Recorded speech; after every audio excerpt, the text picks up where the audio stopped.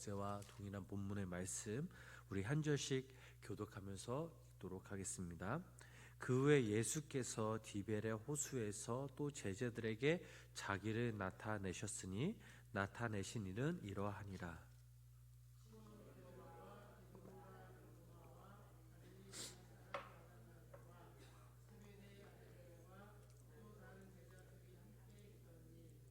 시몬 베드로가 나는 물고기 잡으러 가노라 하니 그들이 우리도 함께 가겠다 하고 나가서 배에 올랐으나 그날 밤에 아무것도 잡지 못하였더니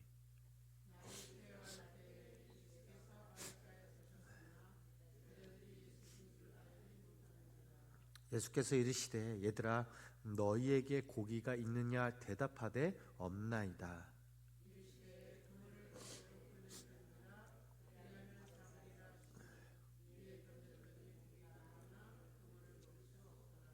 예수께서 사랑하시는 그 제자가 베드로에게 이르되 주님이시라 하니 시몬 베드로가 벗고 있다가 주님이라 하는 말을 듣고 겉옷을 두른 후에 바다로 뛰어내리더라.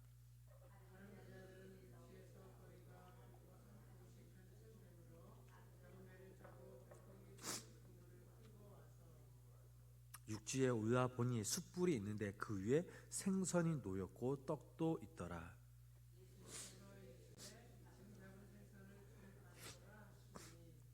시몬 베드로가 올라가서 그물을 육지에 끌어올리니 가득히 찬 큰 물고기가 153마리라 이같이 많으나 그물이 찢어지지 아니하였더라.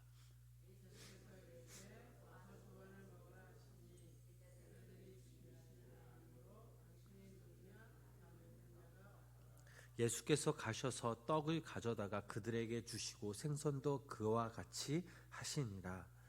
이것은 예수께서 죽은 자 가운데서 살아나신 후에 세 번째로 제자들에게 나타나신 것이라. 아멘. 오늘도 이 새벽을 찾은 우리 성도님들에게 하나님의 귀한 은총이 함께 하시길 주님의 이름으로 간절히 축원합니다. 제자들이 갈릴리에 있었던 것은 주님의 명령이었습니다. 마가복음 14장 말씀을 읽어보면 예수님께서는 십자가에 못 박히시기 전 제자들에게 당신의 부활을 예고하시면서 부활하신 뒤 제자들에게 갈릴리에서 만날 것을 밝히셨습니다. 그렇다면 왜 예수님께서는 제자들에게 갈릴리로 가라고 명하셨을까요? 지난 시간 우리가 함께 나누었지만 제자들을 갈릴리로 다시 부르신 그 이유는 땅 끝까지 이르게 하시어 당신의 복음의 증인으로 삼으시기 위함이었습니다. 또한 갈릴리 지역은 제자들에게 남다른 그런 삶의 터전이었습니다. 바로 그 삶의 터전에서 주님을 처음 만났고 주님의 뜻이 무엇인지 새롭게 정립하고 새롭게 시작하시려는 주님의 계획이었습니다. 그런데 오늘 본문 말씀을 읽어보면 제자들이 갈릴리로 돌아가 무엇을 했는지 알 수 있습니다. 예수님께서 분명 제자들에게 갈릴리에서 만날 것을 미리 말씀하신 것은 분명 하나님의 뜻이 있음을 알 수 있습니다. 그러나 그들은 예수님의 그 마음을 알지 못했습니다. 본문 3절 말씀 우리 다시 한번 함께 읽어보도록 하겠습니다. 시몬 베드로가 가노라니 그들이 우리도 함께 가겠다 하고 나가서 배에 올랐으나 그날 밤에 아무것도 잡지 못하였더니. 아멘. 베드로와 다른 제자들은 아무 생각 없이 고기를 잡으러 나갔습니다.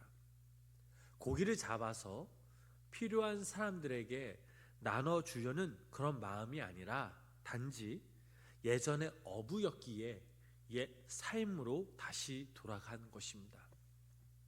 그저 아무런 이유 없이 고기를 잡으러 나갔던 것이죠. 만약 잡더라도 많이 잡고 싶어하는 옛 습관이 살아있기에 그들은 한 마리라도 더 잡으려고 애를 썼습니다.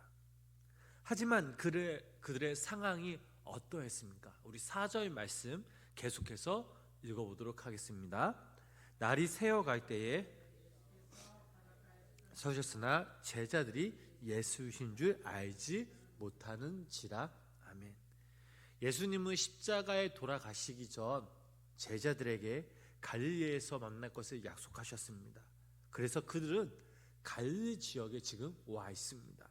그렇다면 그들은 주님을 만날 그 날을 기다리고 있어야 했지만, 그러나 이들은 예수님을 기다리지 않고 옛 삶의 습관처럼 바닷가로 나아가 물고기를 잡으려 했습니다. 베드로와 제자들은 물고기를 한 마리도 못 잡고 허탈해 있을 때, 오늘 본문 말씀처럼 예수님은 바닷가에 서 계셨습니다. 예수님이 제자들 앞에 서 계셨지만, 그러나 그들은 예수님을 전혀 알지 못했습니다. 주님이 그들 앞에 서 계셨지만 그들에게는 주님보다는 지금 물고기 잡는 것에 대해 더 혈안이 되어 있습니다. 어찌 보면 이들이 추구했던 물고기는 세상적인 관습과 부였습니다. 5절 말씀 계속해서 읽어보도록 하겠습니다. 예수께서 너희에게 고기가 있느냐 대답하되 없나이다. 예수님은 제자들에게 말씀하십니다. 너희에게 고기가 있느냐 물으시면서 예수님 자신을 드러내셨습니다. 오늘 본문 말씀을 우리가 이 상황을 쭉 지켜보면 우리는 무엇을 깨달을 수 있을까요? 바로 나와 함께 하신 하나님, 나를 인도하시는 그 하나님을 우리가 만나지 못하고 느끼지 못한다면 우리의 삶의 진정한 변화는 없다라는 사실입니다. 우리의 믿음이 성장하지 못하고 그저 우리 주변에서 맴돌 뿐입니다. 예수님의 제자들 한번 생각해 보시기 바랍니다. 제자들은 예수님과 3년 동안 동고동락했던 그런 자들이었습니다. 어찌 보면 예수님을 가장 가까이서 봤기에 예수님을 너무나 잘 알고, 무엇보다 예수님으로부터 하나님의 그 말씀을 들었고 예수님이 행하신 그 표적을 자신들의 눈으로 직접 목격하였습니다. 이뿐만이 아니죠. 이들은 부활하신 예수님을 직접 만났고 부활하신 그 주님의 명령에 따라 지금 갈릴리 그 지역에 와 있습니다. 그러나 이들의 모습을 보면 예수님을 만나기 그 3년 전 모습으로 되돌아가고 말았습니다.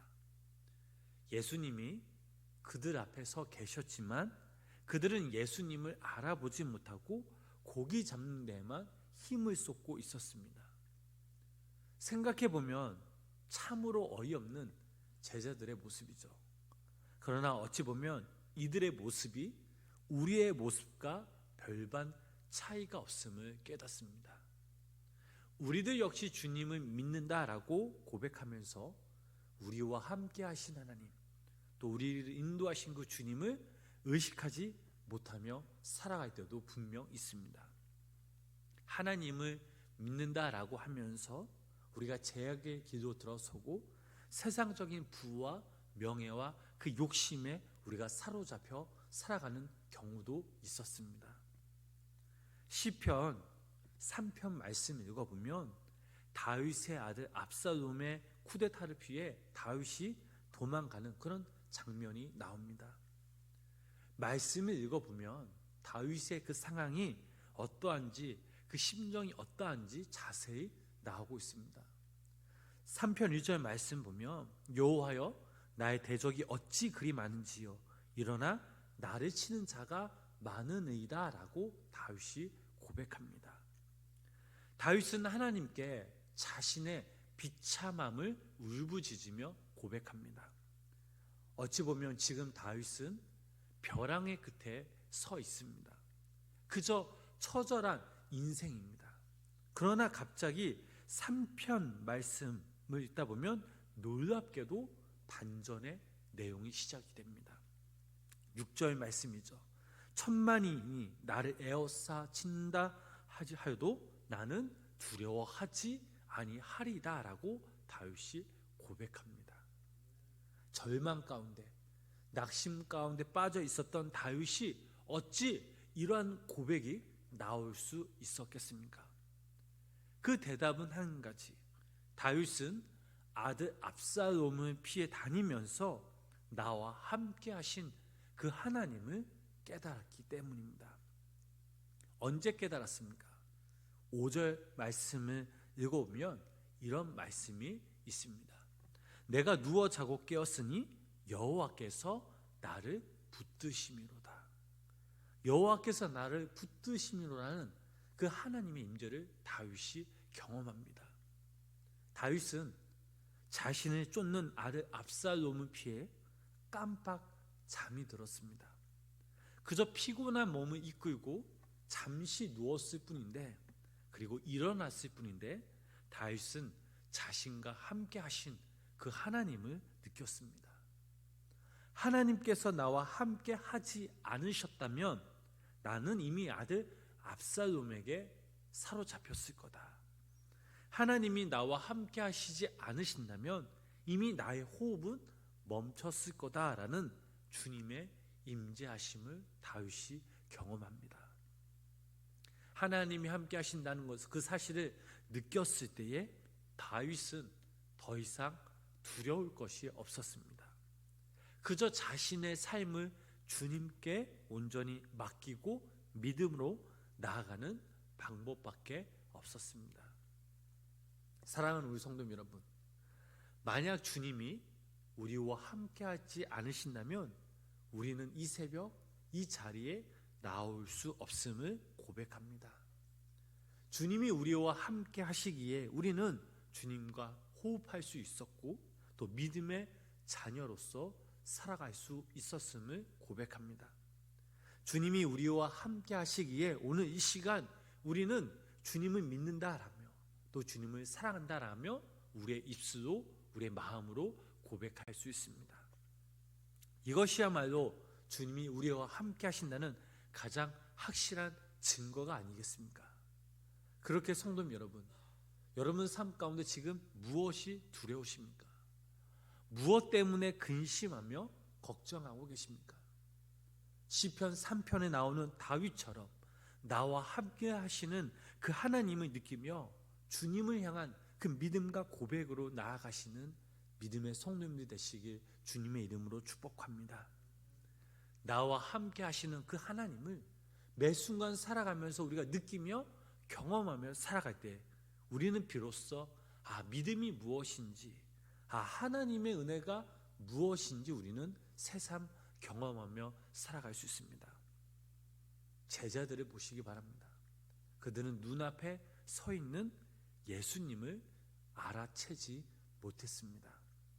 그저 세상적인 부귀만을 누리려고, 그리고 옛 삶의 모습으로 돌아가려고 했습니다. 제자들에게 갈릴리 호수란 바로 주님을 다시 만남으로 나와 함께 하신 그 하나님을 느끼며 또한 그 하나님을 만난 그 경험을 통해 세상에 나아가 그 세상에 나아가서 예수 그리스도의 복음을 선포하는 아주 귀한 통로였던 사실입니다. 우리들도 우리의 삶의 자리에서 우리와 함께 하신 그 하나님을 깊이 만나시길 주님의 이름으로 축복합니다. 우리가 힘들거나 또 외로울 때, 낙심될 때, 근심하며 걱정하며 살아갈 때에 우리가 무슨 일을 만날 때마다, 아니 잠자고 있을 때에도 하나님은 우리 성도님들과 함께 하심을 믿으시기를 바랍니다. 그 하나님이 우리를 견고히 붙잡아 주십니다. 그러므로 우리들도 우리의 상황에 따라, 형편에 따라 주님을 찾는 자들이 아니라 매 순간순간마다 매일매일 우리가 하나님을 찾고 믿음으로 나아갈 때 하나님의 귀한 은혜와 그 사랑이, 그 평안이 우리 성도님들 삶 가운데 함께 하시길 주님의 이름으로 간절히 축원합니다. 기도하겠습니다. 우리와 함께 하신 하나님, 오늘도 이 시간 우리가 믿음으로 주님께 나아갑니다. 아버지 하나님, 오늘도 우리가 하루의 첫 시작 이 예배를 주님께 드립니다. 이 예배를 받아주시고 또 이 예배를 통해서 다시 한번 주님의 그 사랑을 느끼는 또 경험하는 시간 되게 하여 주시옵소서. 우리에게 한란과 근심 걱정이 와도 우리의 믿음이 흔들리지 않도록 주님 우리를 붙잡아 주시고 매 순간순간마다 나와 함께 하신 하나님을 우리가 느끼며 믿음으로 고백하는 자들이 되게 하여 주시옵소서. 우리와 함께 하시는 하나님을 통해 우리의 삶의 의미와 삶의 목적이 무엇인지, 또 주님이 우리의 삶을 통해 원하시는 것이 무엇인지 날마다 우리가 깨닫게 하여 주시고 우리의 삶의 자리에서 주님을 더욱더 고백하며 그 사랑을 전하는 자들이 되게 하여 주시옵소서.